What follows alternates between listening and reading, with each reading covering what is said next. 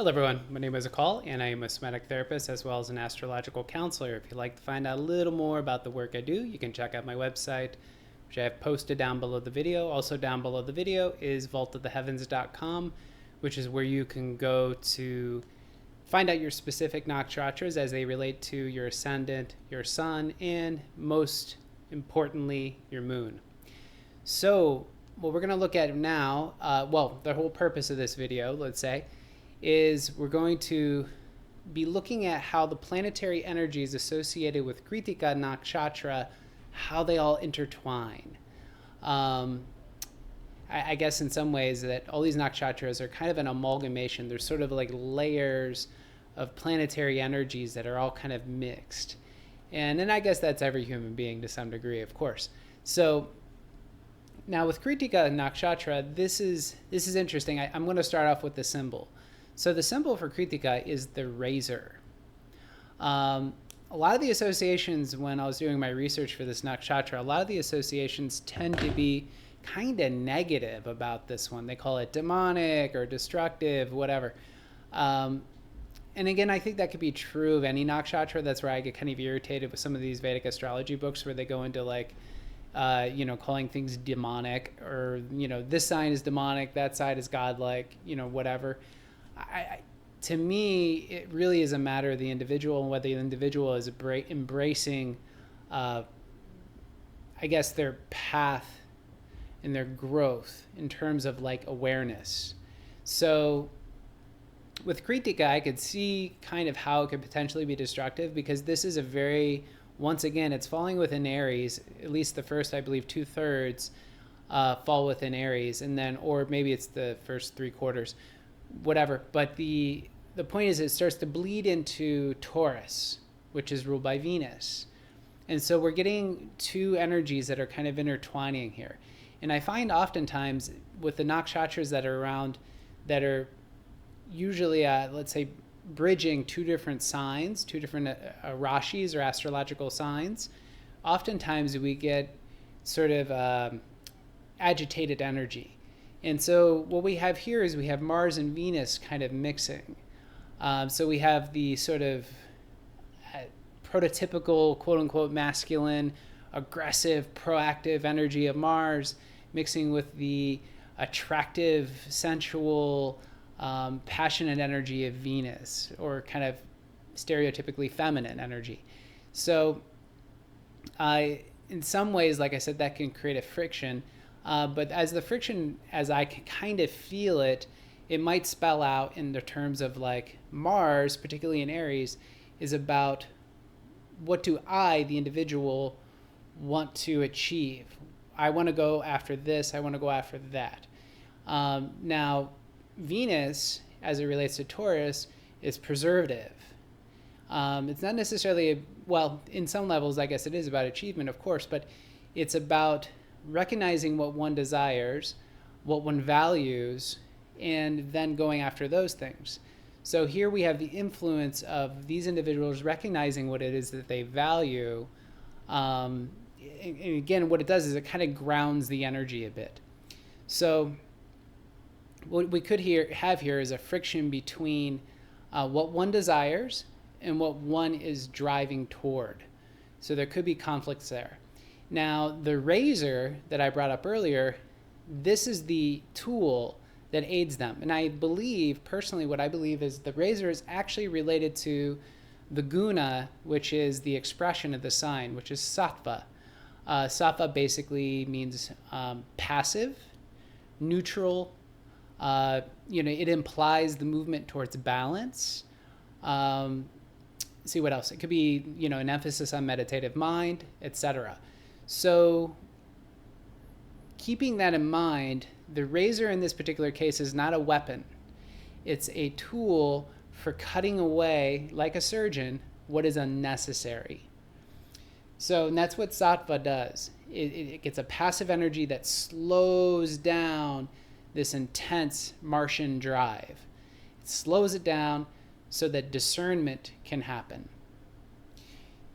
Now, looking at the padas, well, actually, before I go into the padas, we've got to keep in mind that Krittika is ruled by the sun. So the sun adds a certain level of willfulness here. Um, and so it's very much about the ego wanting to express what it wants to express out onto the material plane. So we're looking at willpower, we're looking at self-expression, and again, these are all applicable to Krittika Nakshatra. So the sun plus the Mars-Venus kind of energy there, what it does essentially is it adds some additional willpower, some gusto. And then if we look at the padas, what we're looking at here is, well, it's a slower evolution. The previous two nakshatras had quicker moving planets in their pada, representing their padas. This one is humbling on I would say on a deeper, more spiritual level. When you start seeing Jupiter and Saturn, basically being the rulership of the padas, what we look at is there's this experience of early in life, pada 1. These folks could have an interest in religion, could have an interest in philosophy, could have an interest in these things, but there's a tendency perhaps towards being hypocritical about it, or simply being attracted to the information, higher education, things like that. All, again, attracted to the information, but not necessarily practicing what you preach. So Saturn comes along in pada 2. And Saturn creates this like material focus. You're all of a sudden you have to, some sort of circumstance could happen in life, whether it's financial hardships, car accidents, who knows, some sort of circumstance in life that forces the individual to say, hey, I need to focus on, getting things done and making sure that I'm manifesting what I need to manifest purposefully on the material plane. I'm here to do something. I'm here to achieve something. And so that's what happens with Saturn. Is Saturn all of a sudden restricts that expansive energy that's associated with Jupiter. It restricts it, focuses the individual externally out into the material plane. Third pada. Saturn begins to continuously evolve the individual. So once we've achieved a certain amount of, let's say, material success, or at least we'll use the term security, success is relative, I guess, but a certain level of material security, then what I wrote below that particular level of Saturn is humane. So meaning that they can become very humanitarian, meaning that they can see how their purpose is not just about acquiring material wealth or building a business or anything like that. There's also the human aspect here that's important. Hear about taking care of others and ultimately understanding how the individual fits in terms of status. How's the individual fit in terms of status? How do they fit into the sort of power structures in our culture? So again, these people can obtain kind of more powerful positions because of that Saturnian energy. Then finally, pada 4, Jupiter. I wrote manifest underneath. So what ends up happening, and I always like to think that this is later in life.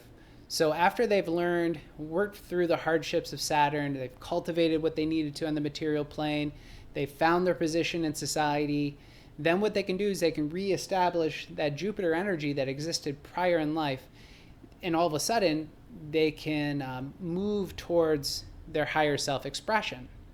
Because that's ultimately what Jupiter is here to do. Jupiter is here to essentially move us towards those tools which are expansive in nature. So what we're looking at is spirituality, religion, all those things.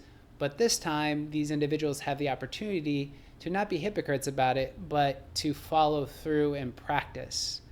So they can then expand back outward. So this is like I said, this is the whole kind of life path progression from, like I said, this sort of early in life being very curious and exploring and things like that, to eventually, like I said, rediscovering through the humbling process, rediscovering that expansiveness which moves them towards their higher self. And with all that said, I think that's all I really want to mention right now about Krittika Nakshatra. Hopefully you have a little bit more understanding about this nakshatra, and also keeping in mind that if you were born in one of these specific padas, it simply means that there's an emphasis of that energy in your chart. It doesn't necessarily, and again, what we're talking about is nuance, but it doesn't mean that the other padas do not apply to you, because again, this is a life path progression. So with all that said, I appreciate you watching this video. Thank you much.